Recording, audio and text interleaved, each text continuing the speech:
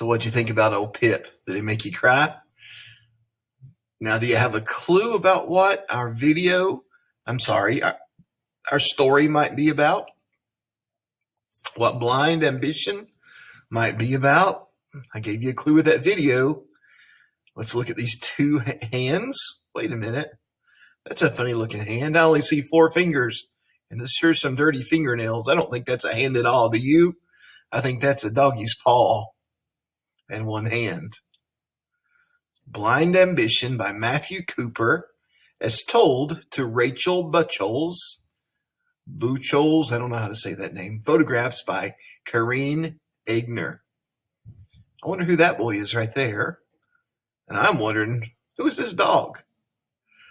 All right, let's read and find out what this story is all about. Blind Ambition.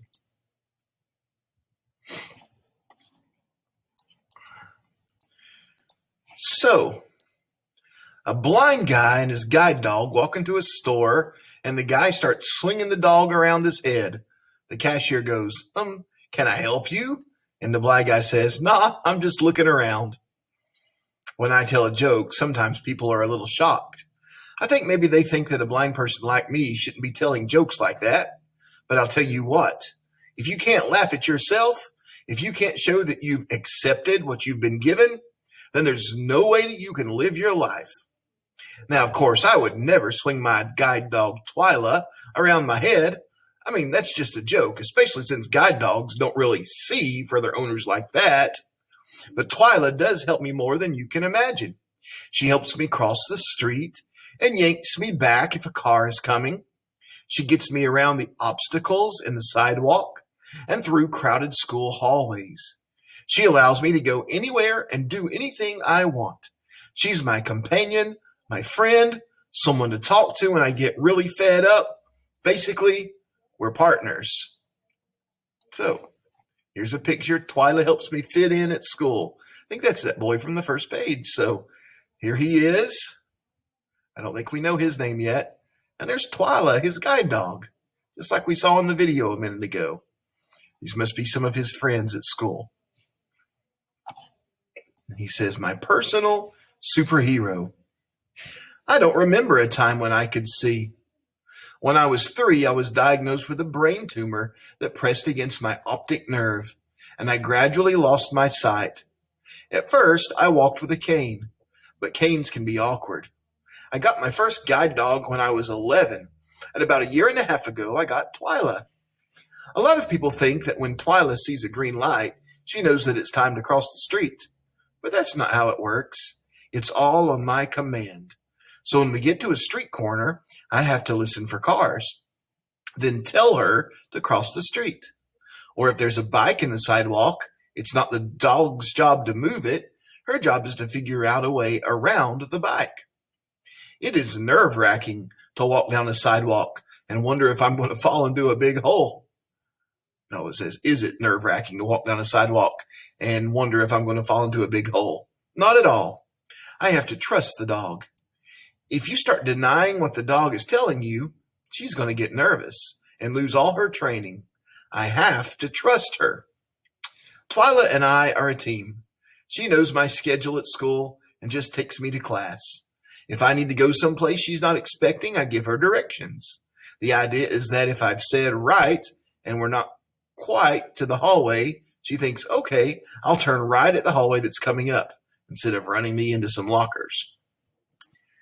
He says, sometimes Twyla takes a nap while I'm in class. Lucky dog, sleeping in school. Twyla does have her moments. Sometimes she snores in class, which cracks everyone up. Although once a teacher thought it was a student. And one time, cleaning solution made the classroom floor a little slick, and Twyla hit it like Bambi on the ice, sliding all over. She still tiptoes in that classroom. Twyla can't do everything for me, and it's important that I fit in with everybody to not be known as that blind kid. I am Matthew Cooper. That is who I am. To fit in, I know that I have to adapt. So if I want to play paintball with my friends, I make them wear buzzers so I know where they are.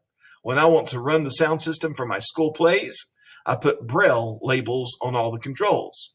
I read in Braille, which is a combination of raised dots that represent letters. My favorite thing to do is to play golf. The idea is that my coach or my dad will position my club behind the ball and tell me how far away the hole is, and then I swing. Trying something you've never done before definitely can be scary. But that's true whether you're blind or sighted. My thinking is you can't say no until you try. There's always a way to do whatever it is that you want to do. Here's the bottom. The red binders are printed in Braille. It takes all those to equal one math book. And you think your math is hard. Wow. Let's look at this. If you see someone with a guide dog, here's some things you can look for. And I've seen some people walking around Morristown with a guide dog. If the dog has on a harness, like the one Twyla is wearing in the picture, that means the dog is working. So treat it like anyone else who has a job to do, with respect.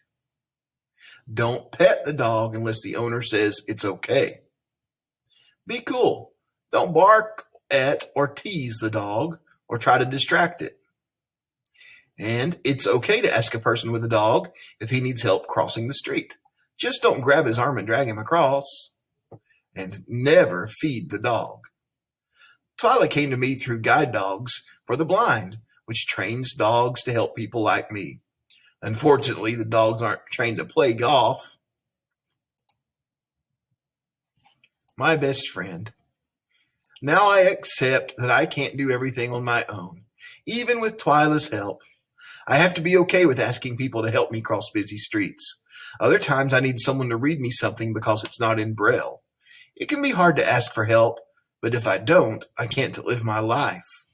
When things do get too hard, like when I want to go to the golf course but there's no one to drive me, or when some kid says catch and then throws something in my head, that's when Twyla steps in to comfort me.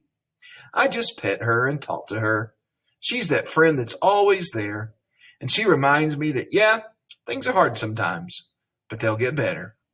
I just look at it this way. There's always something life takes from you and something life gives back. Like, I think being blind makes me a better golfer. Sighted golfers will lift their heads to watch their shot, and that messes with their swing. But I can't see the ball, so I don't do that. I may never compete against a pro golfer. Then again, it could happen. I'd just make him wear a blindfold. What'd you think about that story? What'd you think about the dog? Let's just talk about it for a minute. So, Matthew here and Twyla, I like this picture right here. I'm going to get my picture out of the way. Isn't it pretty amazing? He looks like maybe he's in 6th or 7th grade, maybe a little bit older than you are. And look at Twyla. She's a cute dog, isn't she? How would it be? How would it feel if you were blind? Can you relate to this character in the story? It's hard for us to relate to him because we're not blind, because we can see. But can you imagine never being able to see colors or trees or the leaves of the fall? But does he have a bad attitude about it, the story? No way. He's very positive. He's accepted that he's blind, and he's found ways to make his life really fun.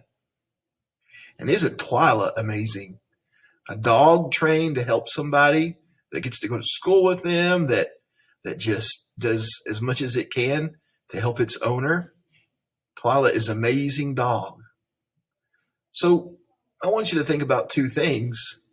I want you to think about how lucky you are that you can see, but also when things don't go your way in life, such as for Matthew, he can't see, we don't have to be all depressed and sad and gloom and doom.